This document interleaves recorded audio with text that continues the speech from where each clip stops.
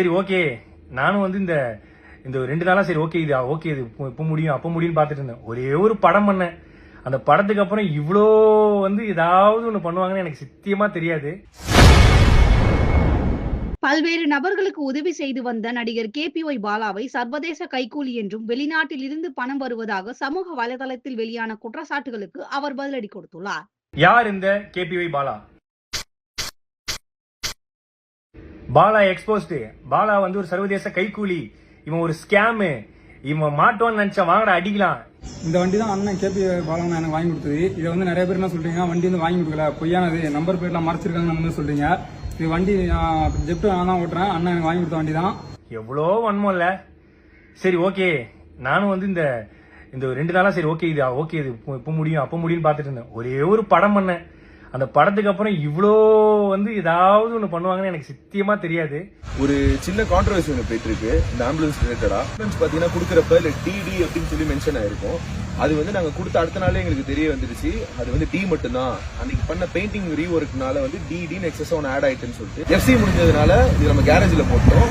அதுக்கு ரீப்ளேஸ்மெண்டா ஆம்புலன்ஸ் நம்ம கொடுத்து அது பயன்பாட்டில் இருந்துட்டு தான் இருக்கு மக்களுக்கு. அது எந்த விதமான பிரச்சனையும் எதுவுமே கிடையாது. ஸோ இந்த ஆம்புலன்ஸ்னால எவ்வளவு குழந்தைங்க பிறந்தாங்க, எவ்வளவு பேர் உபயோகம் அடைஞ்சாங்க, எவ்வளவு உதவி பண்ணுச்சுங்கிறத பத்தி யாருமே பேசவே இல்லை. இந்த ஆம்புலன்ஸ் வந்து ஒரு நம்பர் பிளேட், ஒரு டி பிரச்சனை, சின்ன டி, அந்த டி பிரச்சனையை வச்சுக்கிட்டு எவ்வளவோ பண்றாங்க.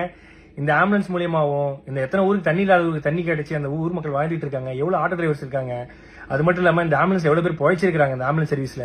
அது இல்லாம எவ்வளவு பசங்க வந்து படிக்கிறாங்க, இதெல்லாம் சொல்லக்கூடாது. அதெல்லாம் யாரும் நம்ம வந்து நல்ல பண்ற விஷயங்களை, பாசிட்டிவான விஷயங்கள் எதுவுமே போடுறது இல்ல.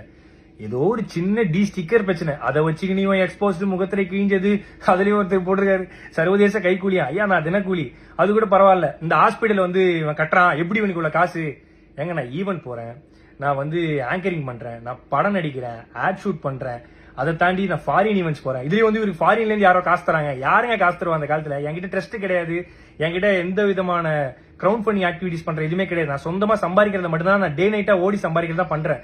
அதுலயும் எப்படி ஹாஸ்பிட்டல் கட்டினா அவ்வளவு காசு வேணுமே, இவ்வளவு காசு வேணுமே? ஏங்க நான் வீடு கட்ட வேண்டிய அந்த கால் கிரவுண்ட் இடத்துல பின்னாடி அமுதவானன் ஒரு கால் கிரவுண்ட் வாங்கி அரை கிரவுண்ட்ல வீடு கட்டுற இடத்துல நான் வந்து ஒரு சின்னதா ஒரு கிளினிக் கட்டுறேன். அதுக்கு வந்து சொல்றாங்க எப்படி வந்து இவருக்கு இவ்வளவு காசு கிடைக்குது? ஏங்க இதே நான் வந்து ஒரு 1.5 கோடி ரூபாய்க்கு லக்ஸரி காரும் ஒரு அடுக்குமாடி வீடும் கட்டியிருந்தா உனக்கு எந்த பிரச்சனையும் வந்திருக்காரு நிறைய பேர் சொன்னாங்க. பட் அந்த அடுக்குமாடி வீடுக்கு பதிலா அந்த ஹாஸ்பிட்டலும் இந்த லக்ஸரி காருக்கு பதிலாக ஆம்புலன்ஸ் வாங்கணும்னு நினைச்ச ஒரு விஷயத்தினால இவ்வளோ பிரச்சனை வருது.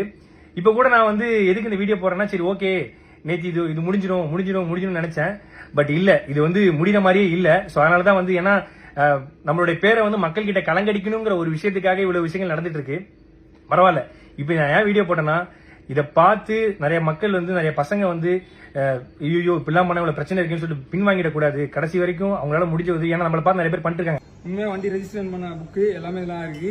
அதுலயும் வந்து வீடியோ எடுத்து யூடியூப்ல போட்டு சம்பாதிக்கிறான். நான் வீடியோ எடுத்து இன்ஸ்டாகிராம்ல தான் போடுறேன். இன்ஸ்டாகிராம்ல போட காசு கிடையாது. யூடியூப் சேனல் வச்சிருந்தா தான் காசு. என் யூடியூப் சேனல் கிடையாது. ஆனா என்னை பத்தி தப்பா பேசி யூடியூப்ல போட்டு தான் ஒரு சிலர் காசு சம்பாதிச்சிட்டு இருக்காங்க சமீபமா. சோ நான் என்ன சொல்றதுன்னு தெரியல. பாத்துக்கலாம், எவ்வளவு வன்மத்தை தாண்டி வாழ வேண்டியதா இருக்குன்னு இப்பதான் தெரியுது. பிரச்சனை இருக்குன்னு தான் நல்லது பண்றோம், ஆனா நல்லது பண்றதுல ஒரு பிரச்சனை இருக்கான்னு கேட்டா என்ன சொல்றதுன்னு தெரியல. நன்றி. இந்த 2 நாளா நான் படுற கஷ்டத்துக்கு எல்லாத்துக்கும் நன்றி. ஆனா நீங்க பண்றதெல்லாம் பார்த்து நான் ஓட மாட்டேன். எனக்குன்னு மக்கள் இருக்காங்க, அவங்களுக்காக நான் கடைசி வரையும் ஓடுவேன். தேங்க்யூ. செய்திகளை உள்ளது உள்ளபடி தெரிந்து கொள்ள ரெஃப்ளெக்ட் நியூஸை சப்ஸ்கிரைப் பண்ணுங்க.